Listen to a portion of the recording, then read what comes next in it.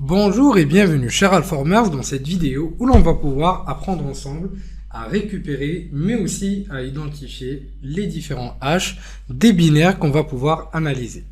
Cette phase représente donc une des phases les plus importantes dans notre processus d'analyse de malware. Les algorithmes MD5, SHA-1 ou encore SHA-256 représentent des standards qu'il faudra générer donc lorsque vous allez pouvoir récupérer le binaire à analyser. C'est donc une des étapes clés de notre analyse, chose qui doit aussi donc être répertoriée au niveau donc d'un document sur lequel donc vous devrez donc tout simplement répertorier toutes vos trouvailles, ce qui va vous servir d'une manière très intéressante au niveau de la phase de reporting. Donc le hash va pouvoir donc nous servir, servir à différentes raisons, ou pour différentes raisons. Donc tout d'abord, il va nous servir à identifier un binaire, parce que généralement, on ne peut pas identifier un binaire grâce à son nom. Donc on va toujours utiliser un hash pour pouvoir identifier ce binaire, vu que cette valeur va pouvoir être calculée comme on l'a pu le voir au niveau de l'introduction sur la base du contenu du fichier, donc il va rester la même, donc généralement bien sûr. Donc là je parle vraiment pas des cas spéciaux qu'on va pouvoir découvrir ensemble par la suite. Donc du coup cette valeur cryptographique ou ce hash cryptographique va pouvoir nous aider à identifier ou va pouvoir identifier un fichier. Donc on va représenter donc un identifiant unique donc pour un fichier. Pour la deuxième raison, ou concernant la deuxième raison, ça va donc tout simplement nous aider à pouvoir identifier les différents changements de comportement.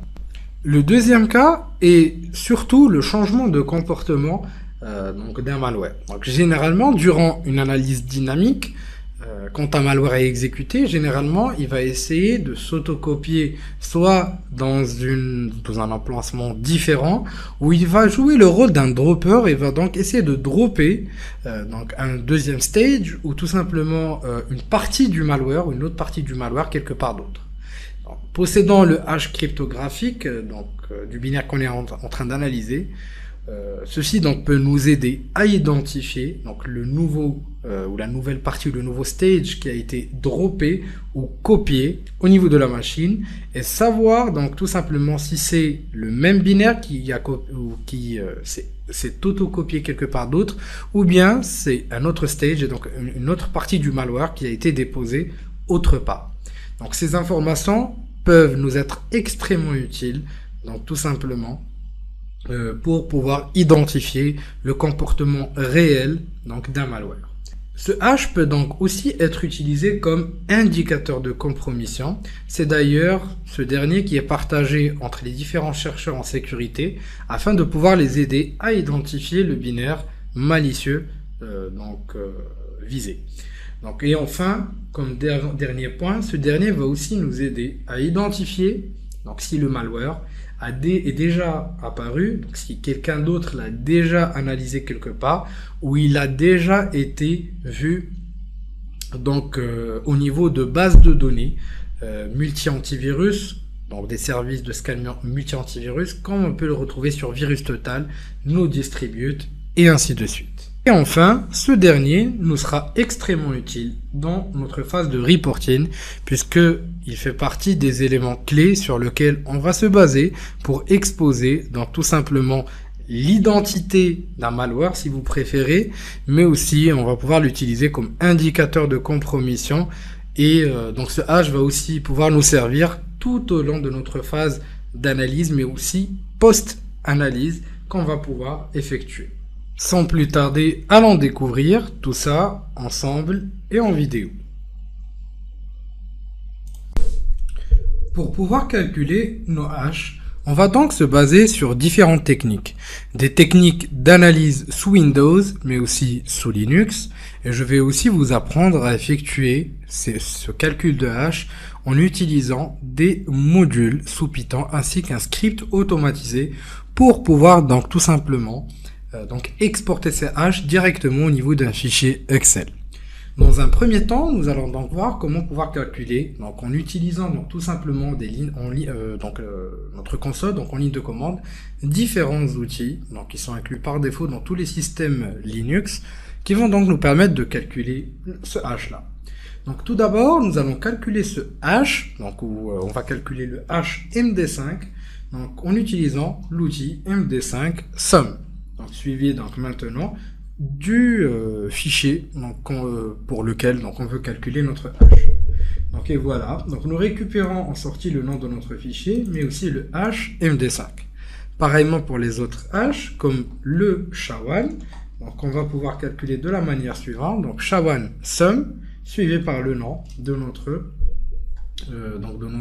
fichier. Donc là nous avons notre deuxième hash et le SHA-256. Donc comme on l'a dit tout à l'heure, il y avait trois principaux standards qui étaient utilisés un petit peu partout. C'était le MD5, le SHA-1 et le SHA-256. Donc par la suite, donc il suffit donc tout simplement de pouvoir lancer le SHA-256 sum comme qui suit et suivi encore une fois par le nom de notre fichier. Par la suite, nous disposons des différents hash donc qu'on va pouvoir ensuite exploiter dans notre analyse, mais aussi au niveau de notre reporting. Donc en Python, ça va être beaucoup plus simple à effectuer. Donc nous allons tout d'abord le faire en ligne de commande directement, et ensuite je vous montrerai un petit script pour pouvoir exporter vos hash de manière automatisée, donc de plusieurs fichiers sur un fichier Excel. Donc tout d'abord, nous allons lancer donc notre interpréteur Python.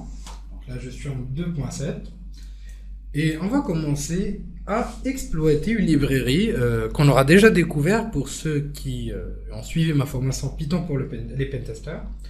Donc, qui est la librairie HLib qui va pouvoir nous permettre donc de pouvoir exploiter donc tout simplement les différents hash qu'on va pouvoir donc on voudra plutôt découvrir plutôt que qu'on va pouvoir découvrir. Donc là, ce que je vais tout d'abord créer, c'est une petite variable donc, que je vais nommer donc, binary pour mon fichier binaire et où je vais donc tout simplement ouvrir mon petit fichier, donc tout simplement que j'ai nommé jigsaw.txt. Ensuite, donc je vais ouvrir ce dernier. Hop, et je vais lire le contenu. Alors, par la suite, je peux donc tout simplement afficher les différents hash en utilisant donc tout simplement ma propre librairie, le HLib, MD5, donc on va appeler la fonction MD5 par la suite, suivi donc où on va lui donner comme paramètre donc tout simplement notre binaire. Et le tout donc tout simplement va être affiché en hexadécimal, sinon donc tout simplement nous aurons des informations illisibles. Donc et voici le hash qu'on aura donc tout simplement récupéré. On peut vérifier que ce dernier est réellement correct en utilisant donc tout simplement notre MD5 sum jigsaw.x 64e 273e. Voilà, c'est exactement donc le même hash. Donc bien sûr, on peut aussi appeler les différentes autres fonctions ou algorithmes de hachage. Donc en changeant juste donc tout simplement le nom de la fonction. Pour du SHA-1 pareillement. Et bien sûr, pour la partie SHA-256, pareil. C'est exactement la même chose. Tout ce qu'on change, en fait, donc la librairie reste la même, mais tout ce qu'on change, c'est la fonction, l'algorithme de hachage qu'on va pouvoir, donc tout simplement, exploiter. Et bien sûr, si nous ne convertissons pas le tout en hexa, donc nous allons rien pouvoir récupérer comme information lisible. Donc ça sera juste un objet, une référence à un objet plus précisément. Et de l'autre côté, donc ici, on a la possibilité de récupérer notre hash en hexadécimal sans problème. Ce qu'on peut aussi effectuer ensemble, c'est de pouvoir utiliser un script en Python. Donc ici, j'ai nommé getHash qui va nous permettre tout simplement de récupérer tous ces éléments de manière assez simple et automatisée et de tout mettre en place au niveau d'un fichier Excel. Entre autres le SHA ou le hash SHA-1, SHA-256, mais aussi le hash donc en MD5.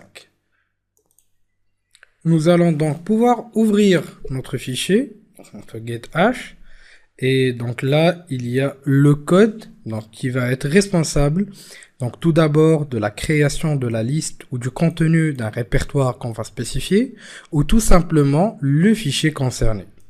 Donc notre fichier de sortie se nommera hashoutput.xlsx et en fait nous avons utilisé la librairie XLSWriter pour pouvoir écrire donc tout simplement au niveau de ce fichier Excel. Donc bien sûr pour les autres librairies c'est des librairies système et autres librairies nous permettant de pouvoir manipuler des répertoires, des fichiers ainsi de suite. Et la librairie PEFile, donc nous allons y arriver vers la fin donc du chapitre, donc je vais pas donc m'y attarder pour l'instant. Donc ici, un petit peu plus en bas, nous avons donc la récupération, déjà donc la mise en place donc, des différentes colonnes, ou le nom des différentes colonnes.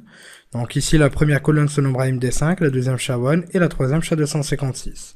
Par la suite, selon la liste de fichiers qu'on va pouvoir récupérer, nous allons donc tout simplement récupérer nos hashes, comme on a vu au niveau de la démo précédente.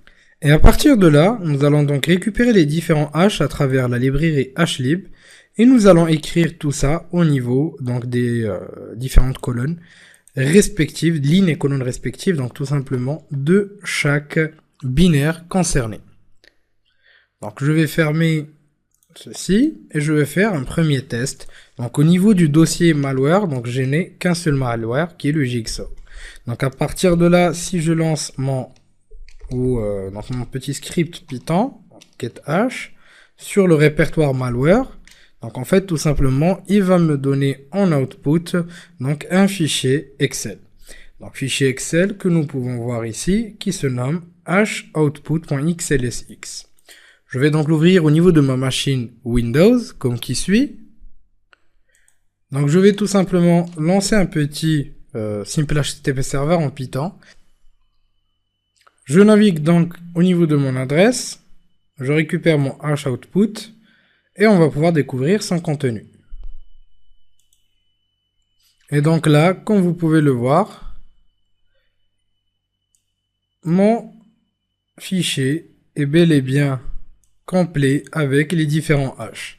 Maintenant, essayons avec 2 ou 3 malwares en plus pour voir si on récupère correctement donc la liste des fichiers. Bien sûr avec leur hash. Donc ici, vous pouvez même rajouter le nom de chaque fichier donc au niveau de la première colonne. Donc lui, j'en ai plus besoin. Donc je vais copier 2-3 binaires de test. Donc une fois rajouté, donc je vais réappeler mon script et ensuite je vais lancer ou relancer mon serveur. On va ensuite mettre à jour donc notre liste de fichiers et je vais retélécharger mon hashoutput tout de suite.